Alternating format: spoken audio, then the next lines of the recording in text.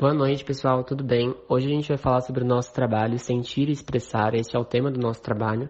Ele é apresentado como requisito da disciplina Arte e Educação, ministrado pela professora Helenice Alves da Costa. Nosso trabalho ele é voltado para as linguagens artística e para a língua portuguesa. É praticamente um projeto, uma sequência didática que dura 20 dias, divididos em 4 ciclos semanais interdependentes, ou seja, cada semana dessa sequência didática envolve 5 atividades diferentes que são relacionadas.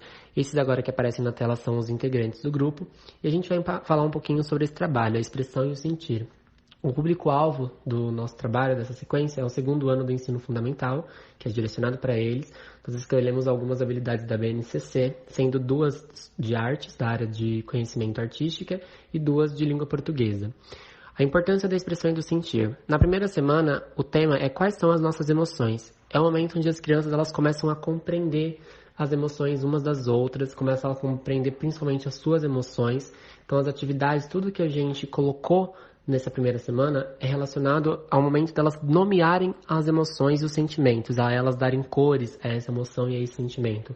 Elas transcreverem tudo que elas sentem para um meio artístico, elas conseguirem transcrever para uma produção artística, sendo ela de uma escultura, ou de um desenho, ou pela música. Então, todas as atividades, elas têm esse intuito de fazer com que as crianças consigam trazer as emoções para o consciente. Porque a gente tem a noção, como pedagogos, que muitas vezes as crianças não conseguem se expressar corretamente pela falta da fala, da linguagem, e não conseguem dizer o que estão sentindo.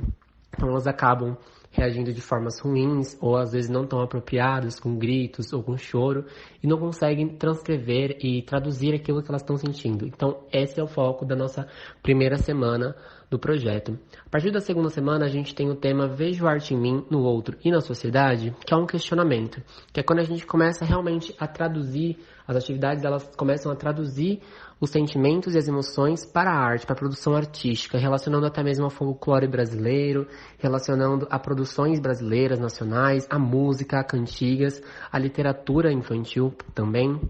Nesse momento a criança começa a entender que a arte não está só nela, mas também no outro. Ela começa a ter esse momento de empatia, a entender que o sentimento ele pode muitas vezes ser coletivo e não só individual, não só a partir dela. E ela começa a entender a importância desse sentimento, tanto para ela quanto do outro. Essa 2ª semana ela é dividida em outras atividades. A gente tem todas as atividades, todas as semanas, elas têm uma certa produção artística, podendo ser, como já foi falado, uma produção cultural, uma produção direto de cartaz, uma produção gráfica, uma produção musical. Depende muito, mas as crianças sempre vão estar tendo esse contato com a língua portuguesa e com a arte, relacionando essas 2 linguagens para trabalhar as emoções e os sentimentos. Já partindo agora, falando um pouco da nossa 3ª semana, que já vai aparecer agora o tema para vocês. A 3ª semana, ela tem o tema Emoção vira arte. Nessa semana que a gente fala de emoção vira arte, a gente já parte de um texto, uma literatura específica, né? Uma literatura infantil, que seria o livro Pedro Vira Porco Espinho. E a partir disso a gente começa a traduzir melhor a ideia da emoção, ela poder ser uma manifestação artística. Então a gente já trabalha com obras específicas que os alunos consigam interpretar. A gente já trabalha também com intervenções para que eles entendam as emoções como parte do cotidiano deles. Então a gente apresenta diferentes situações onde eles consigam ver um problema, uma problemática e consigam resolver dentro do cotidiano escolar e do cotidiano de suas casas. Então eles começam a perceber, por exemplo, o que eles sentem quando o pai briga, ou o que eles sentem quando o professor briga com eles, ou então quando eles estão muito felizes, quando eles recebem um elogio, e eles começam a perceber melhor todas essas emoções e toda essa arte, toda a importância de dar nome e de dar voz a esses sentimentos dentro do cotidiano. E na última semana, que é as raízes das emoções, a gente trabalha especificamente o medo. Nessa última semana, a gente começa a falar um pouco sobre como é importante valorizar o medo, como é importante a gente dar voz ao medo das crianças, e não só ao das crianças, mas ao dos indivíduos. Aquele momento onde a gente tem que validar o sentimento do outro, a gente tem que entender que o medo do outro, por mais que não seja o nosso, ele é importante e ele é válido. E aí a gente traz esse questionamento para todas as outras semanas.